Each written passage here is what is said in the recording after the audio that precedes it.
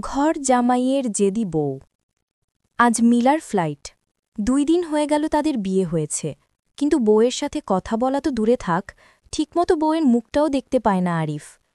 মিলা তার ঘরে রেডি হচ্ছে।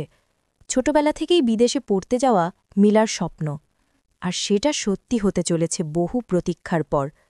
কিছুক্ষণ পর মিলা তার বাবা আর আরিফের কাছ থেকে বিদায় নিয়ে চলে গেল এয়ারপোর্টের উদ্দেশ্যে। মিলার বাবা আরিফকে জড়িয়ে ধরে খুব কাঁদছিলেন আর বলছিলেন, আমি মেয়েটাকে ছাড়া কিভাবে থাকব? আমি তো কিছুতেই রাজি ছিলাম না আমার একমাত্র মেয়েকে বিদেশে পাঠাতে। আমি চেয়েছিলাম দেশের কোনো ভালো ভার্সিটি থেকে পড়াশোনা শেষ করে আমার ব্যবসার সব দায়িত্ব নিবে সে, কিন্তু কোনো কথাই শুনল না। আরিফ বলল, মন খারাপ করবেন না বাবা, আমি তো আছি আপনার পাশে। উনি পড়াশোনা শেষ হলেই আবার ফিরে আসবে। ভিতরে ভিতরে আরিফেরও অনেক মন খারাপ। দেখতে দেখতে 3 বছর কেটে গেল। মিলা বাবাকে সারপ্রাইজ দিগে বলে কাউকে কিছু না বলেই চলে আসলো দেশে। এয়ারপোর্ট থেকে সোজা চলে গেল বাবার অফিসে।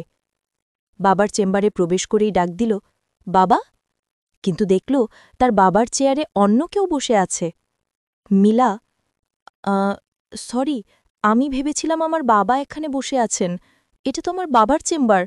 আপনি কে? মিলা আরিফকে চিনতে পারল না, আর চিনবেই বা কি করে? এখন কি আর আরিফ আগের সেই আরিফ আছে নাকি?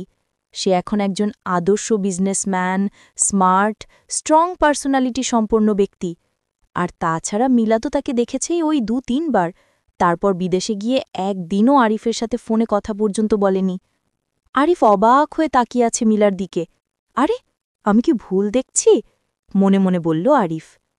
মিলা বলে উঠল, আপনি মনে হয় আমাদের কোম্পানিতে নতুন জয়েন করেছেন, তাই না? আরিফ বলল, হ্যাঁ। আরিফ বুঝতে পারল মিলা তাকে চিনতে পারেনি, তাই সেও একটু মজা নিবে ভাবল, তাই সে নিজের পরিচয় গোপন রাখল। মিলা বলল, আমার বাবা কোথায়? আরিফ বলল, স্যার তো অসুস্থ, তাই কয়েকদিন ধরে অফিসে আসেন না। কি বলছেন, অনেক অসুস্থ? আরিফ বলল, ওই আর কি, বাসায় আছেন। মিলা তাড়াতাড়ি চলে গেল অফিস থেকে বাসায়। বাসায় কলিং বেল বেজে উঠল। ঘরের ভেতরে প্রবেশ করে দেখল তার বাবা বসে আছে সোফায়। মিলা বলল, বাবা। তার বাবা তাকিয়ে দেখে, মিলা, মামুনি তুই? মিলা তার বাবাকে জড়িয়ে ধরল। দুজনেই কাঁদছে। তুই আসবি এটা আমাকে বলিসনি কেন? মিলা বলল, তোমাকে সারপ্রাইজ দিব এজন্য। তোমার অফিসে গিয়ে দেখি তোমার চেয়ারে অন্য একজন এমপ্লয়ি বসে আছে। সে বলল তুমি নাকি অসুস্থ। আমি ভীষণ টেনশনে পড়ে গিয়েছিলাম। তুমি যে এত অসুস্থ, অথচ আমাকে বলনি কেন? বাবা বলল, চিন্তার কোনো কারণ নেই মা, আমি এখন ঠিক আছি, বুকের ব্যথাটা বেড়েছিল। মিলা বলল, ওই লোকটা কোথায়? সে কি তোমাকে ঠিকমতো দেখাশোনা করে না? বাবা বলল, ও আছে তো, আর ওর জন্যই তো এতদিন বেঁচে আছি। ও একটু বাইরে গিয়েছে। মিষ্কি হাসি দিয়ে বললেন তিনি। মিলার বাবা বুঝতে পারলেন যে মিলা আরিফকে চিনতে পারেনি।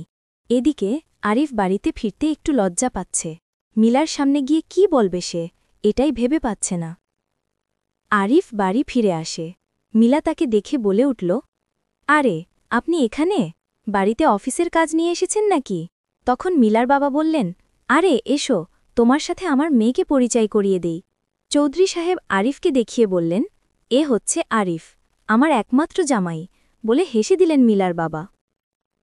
মিলা, আরিফ? ভীষণ অবাক হয়ে গেল সে। Arif, nice to meet you. একটা মানুষের এত পরিবর্তন কিভাবে হলো? কেমন বোকা শোকা, খ্যাত ছিল আরিফ? অবাক হয়ে ভাবছে মিলা। মিলা বলল, অফিসে যখন ওর সাথে দেখা হলো আমি তো চিনতেই পারিনি। আরিফ ও চৌধুরী সাহেব হাসলেন মিলার কথা শুনে। আরিফ চলে গেল ফ্রেশ হতে। মিলা তোর বাবাকে বলল, অফিসের সব দায়িত্ব ওর হাত তুলে দিয়েছ নাকি? দেখো বাবা, আমি কিন্তু পড়াশোনা শেষ করে দেশে ফিরে এসেছি, সুতরাং এখন থেকে তোমার বিজনেস দেখাশোনা আমি করব। বাবা, বাহ, খুব ভালো কথা, আমি তো এটাই চাইতাম। খাবার টেবিলে চৌধুরী সাহেব বললেন, আরিফ, কাল থেকে মিলা অফিসে যাবে, তুমি ওকে কাজ শিখাবে। আরিফ, জি বাবা। মিলা, কি যে বলো না বাবা, ও কিনা আমাকে বিজনেস শিখাবে? আমি বিদেশ থেকে বিজনেস নিয়ে পড়াশোনা করে এসেছি, ওই তো আর আমার কাছ থেকে শিখবে। আরিফ, ঠিকই বলেছেন। মিসকি হেসে উত্তর দিল আরিফ। মিলা আর আরিফ অফিসে গেল। মিলা বলল, আজ বাবার চেয়ারে আমি বসব, আর তুমি আমার অ্যাসিস্ট্যান্ট। আমি যা যা বলবো তুমি তাই করবে। আরিফ, ঠিক আছে ম্যাডাম। তারপর মিলা অনেক রকম ফাইল ঘাটাঘাটি করতে থাকল, কিন্তু কিছুই মাথায় ঢুকছে না তার।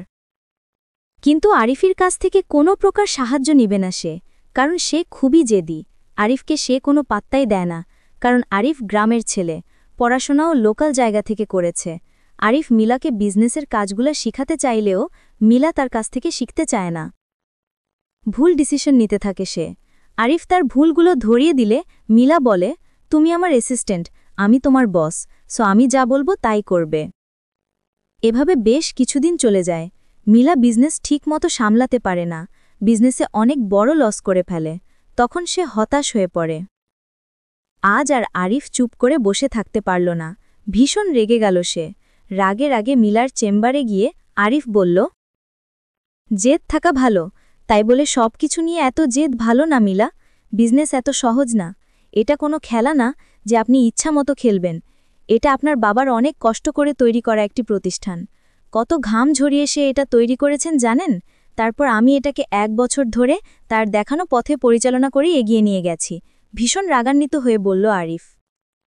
আজ আর মিলা কিছুই বলতে পারল না, মাথা নিচু করে সব শুনল সে। মিলার বাবা সব কিছু বুঝেও এতদিন চুপ ছিলেন। তিনি দেখতে চেয়েছিলেন মিলা কিভাবে কোনো সাহায্য ছাড়াই বিজনেস সামলায়, কারণ তিনি জানেন তার এই জেদি মেয়েটা ব্যর্থ না হওয়া পর্যন্ত কারো কথা শুনবে না। সেদিন মিলা খুব মন খারাপ করে বাড়ি ফিরল। চৌধুরী সাহেব জিজ্ঞাসা করলেন, কি হয়েছে মা, মন খারাপ কেন? মিলা, আই এম সরি বাবা, আমি তোমার বিজনেসের অনেক বড় ক্ষতি করে ফেলেছি। কেঁদে কেঁদে বলল মিলা। বাবা, আমি জানি। দেখ মা, বিজনেস কখনো শুধুই বইয়ে পড়ে শেখা যায় না, সে তুই যতই বিদেশের নামিদামি ভার্সিটি থেকে পড়িস না কেন। বিজনেস প্র্যাকটিক্যাল জিনিস, যত প্র্যাকটিক্যালি কাজ করবি ততই শিখতে পারবি। আরিফকে দেখ, দেশের লোকাল কলেজ থেকে পড়াশোনা করেও কিন্তু আমার সাথে প্র্যাকটিক্যালি কাজ করেই অনেক ভালো বিজনেস বুঝে গেছে।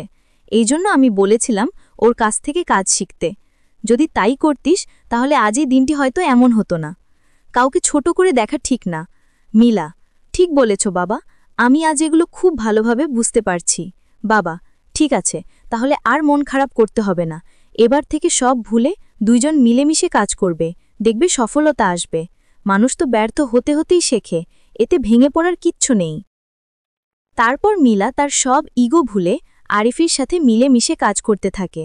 ধীরে ধীরে আবারও ব্যবসায় সফলতা আসতে থাকে। এদিকে একসাথে কাজ করতে করতে মিলা আরিফকে ভালোবেসে ফেলে এবং তার দেয়া সব শর্তগুলো সে ফিরিয়ে নেয়। আরিফকে তার হাজবেন্ড হিসেবে মেনে নেয়। এভাবে চলতে থাকে তাদের জীবন। এখন আর মিলা কোনো কাজে অযথা গেদ করে না, যা কিছু করে ভেবে চিনতে করে, কারণ সে এখন বোঝে অতিরিক্ত সব কিছুই খারাপ। এরকম আরও মজার মজার গল্প শুনতে চাইলে সাবস্ক্রাইব করুন আমার চ্যানেল, আর লাইক কমেন্ট করতে ভুলবেন না।